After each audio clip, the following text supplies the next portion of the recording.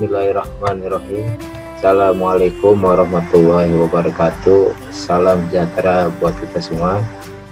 Alhamdulillah bisa berjumpa lagi dengan saya untuk mengikuti perkuliahan akuntansi keuangan dan lanjut, yang mana hari ini merupakan pertemuan ke-6, satu pertemuan terakhir pra UTS ya. Insya Allah minggu depan saya akan coba memberikan satu kuis untuk mengukur kemampuan kalian dalam penerimaan materi akuntansi keuangan lanjutan ini, dan juga sebagai alat untuk persiapan menghadapi UTS. Baik, pada malam hari ini kita akan membahas masalah penjualan angsuran ya.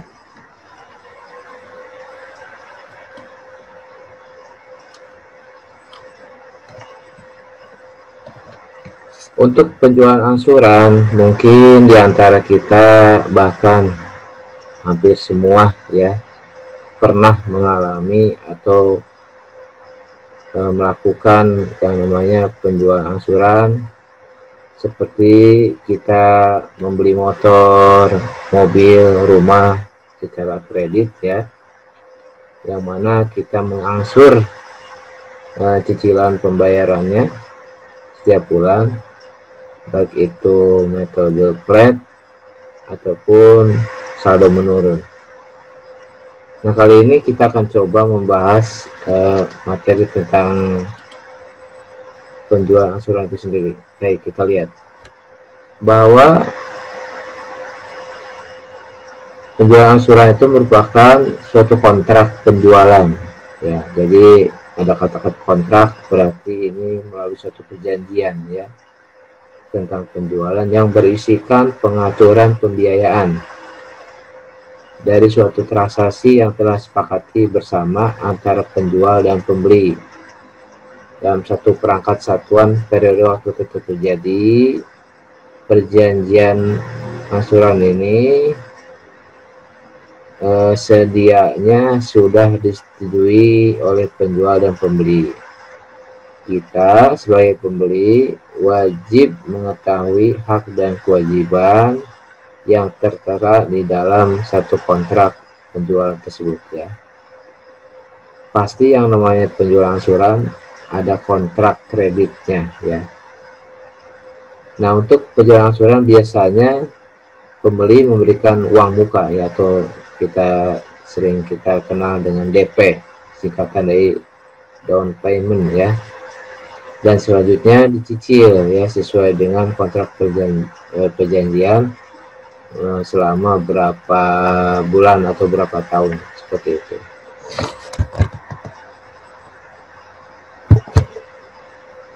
Oke, kita lanjutkan. Nah, masalahnya dalam satu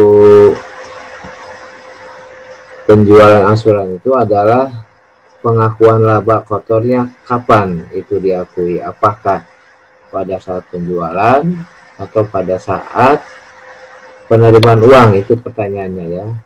Kita lihat bahwa realisasi laba kotor itu tidak diakui atau tidak dicatat pada saat terjadinya penjualan. Ingat, perusahaan leasing ataupun bank itu belum mengakui adanya laba kotor pada saat penjualan, tetapi pada saat terjadinya cost recovery ya.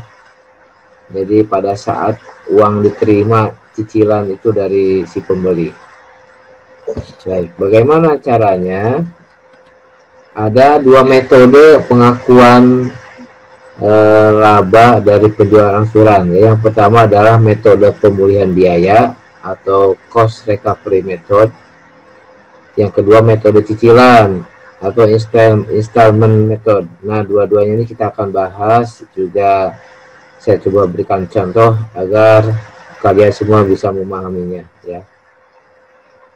Yang mana yang dipakai, tentu dua-duanya juga ini adalah satu pilihan yang memang bisa dilakukan oleh perusahaan-perusahaan yang menjual secara angsuran seperti leasing ataupun bank ya.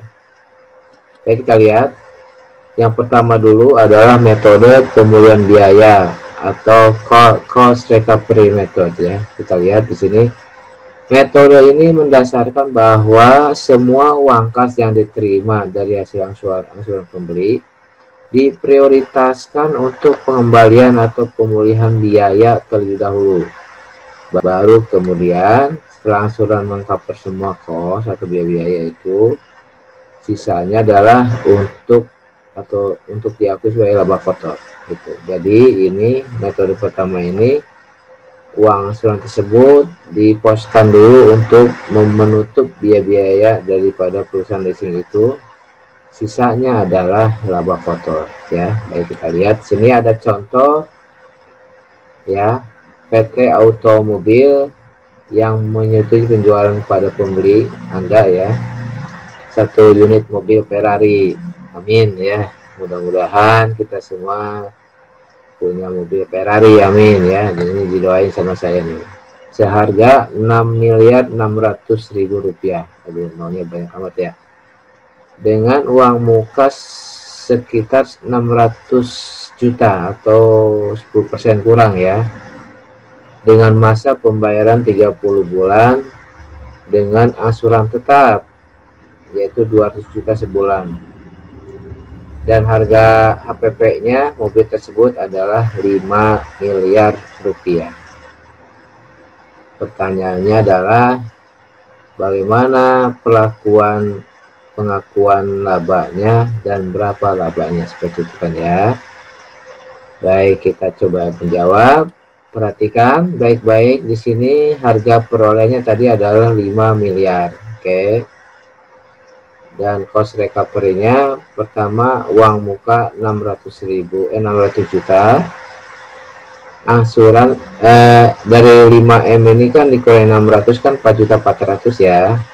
Ini selisihnya. Nah, ini jika dibagi dengan 200 juta maka dia hanya 22 bulan. Jadi angsurannya hanya 22 bulan untuk mengcover HPP ini ya. Nah, adapun pengakuan labanya adalah kita kurangi periode cicilannya 30 bulan dikurangi dengan 22 bulan ini ya, sebagai cost recovery ini ya, sehingga tersisa 30 kurang 22 adalah 8 bulan dikali 200 juta adalah 1.600.000 juta rupiah ya.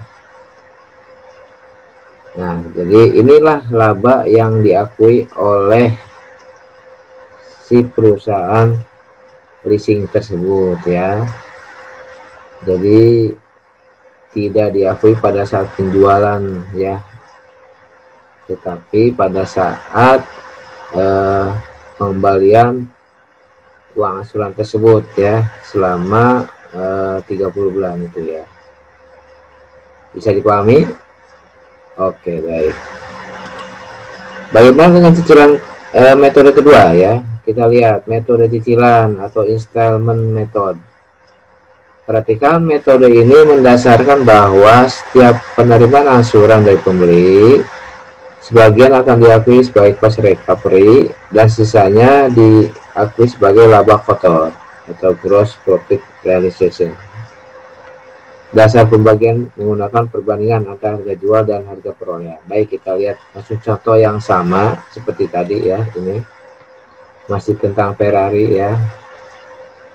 Harga sekian 6,6, HPP 5M ya, dan cicilannya 200 juta sebulan, 30 bulan cicilannya. Baik, kita lihat uang mukanya di sini 600 juta. Oke. Dan angsuran kalau selama 30 bulan adalah 200 juta kali 30 bulan 6 miliar. Sehingga ditotalkan 6.600.000 rupiah. Jika dikurangi harga pokoknya 5M, maka laba kotornya adalah 1.600.000.000 rupiah seperti tadi ya. Hanya kita hitung berapa sih persentase laba ini gitu ya, yaitu sebesar kita bagi laba kotor ini dengan harga jualnya ya. Di sini jadi 1,6 M dibagi 6,6 M kali 100% didapatkan 24,24%. Dan persentase HPP-nya adalah 5M dibagi 6,6 M kali 100% adalah 75,76%. Sehingga nanti setiap angsuran yang masuk dari 27 juta itu untuk labanya adalah sebesar 24,24% ini. Baik, kita lihat sini, kita lihat labanya ya. Labanya itu adalah 27 juta dikali 24,24% sebanyak 48.480.000. Sementara HPP-nya adalah 75,76% kali 27 juta 151.520.000. Nah, inilah laba yang diatur setiap bulannya dari uang cicilan yang masuk dari si pembeli. Oke, baik. Mudah-mudahan bermanfaat untuk penjelasan penjualan angsuran ini ya. Sebetulnya mudah sekali ya. Hanya asal kita tahu saja bahwa ternyata untuk urusan leasing itu dalam hal pengakuan laba daripada penjualan angsuran itu seperti yang tadi saya jelaskan. Ingat, pengakuan laba bukan pada saat penjualan, akan tetapi pada saat ada cicilan uang masuk ya, menggunakan dua metode tadi ya, yaitu metode cost recovery, yang kedua installment method ya. Baik, mudah-mudahan bermanfaat ya. Jangan lupa kalau bermanfaat klik subscribe, like, dan share ya. Kita berjumpa lagi minggu depan. Terima kasih. Assalamualaikum warahmatullahi wabarakatuh.